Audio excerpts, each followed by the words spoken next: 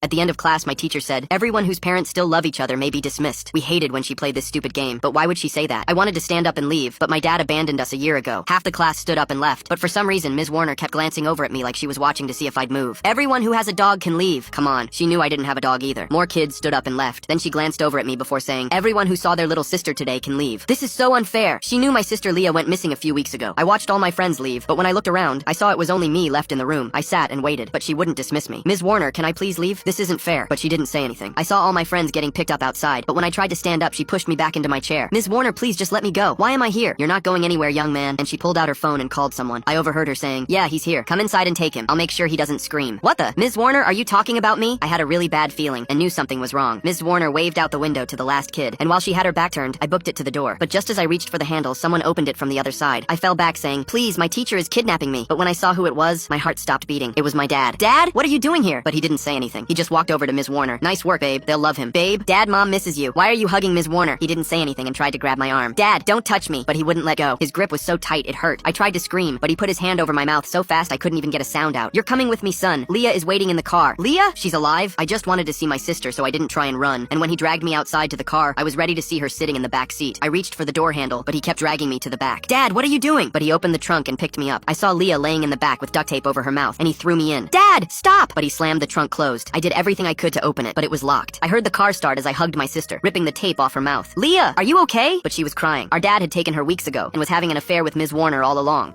That must have been why she kept giving me the thinnest slice of pizza at our class pizza parties. What do we do? What do we do? Leah was panicking, and I had no idea how we were gonna escape. We were on the highway, and as we sat there, it hit me. I suddenly remembered a Law by Mike video telling me what to do in this situation. He told me to kick out the taillights, so that's exactly what I did. I felt around and found it, and I kicked it as hard as I could until it flew off. I stuck my hand out screaming, help me, someone please, praying someone would see. But I felt my dad slam on the brakes. We pulled over and someone got out, and when Ms. Warner popped the trunk, her face was red. She leaned in close and said, if we did that again, she'd make sure we were sold to the worst buyers possible. My sister and I both gasped. Wait, sold? You're gonna sell us? She didn't answer, and proceeded to pull out a Glock and climb into the trunk with us. We started driving again, and Leah and I were hugging each other with tears in our eyes. Please, Ms. Warner, we have so much to live for. But she didn't care, just kept pointing it at us with no mercy. But then I heard them, sirens, getting louder and louder. The car slowed down, and Ms. Warner put her finger over her lips to tell us to be quiet. I heard cops walk up to the window talking to my dad, but he lied and said nothing was wrong. They asked about the busted taillight, and he tried to make up an excuse, but the officers asked to check it out. I heard the cop walk to the back, and my dad was doing everything he could not to let him find us. I heard, have a good day, sir, and the cop was about to leave. I knew it was now or never. I screamed, help! And grabbed the Glock out of Ms. Warner's hand. She fired straight at the floor, and it was so loud my eardrums almost burst. The police instantly flung open the trunk, and when they saw Ms. Warner holding a gun, they opened fired. She was hit several times in the leg, and they had my dad in cuffs. Me and Leah were safe, and as they were both getting loaded into police cars, I said, everyone getting a life sentence may be dismissed.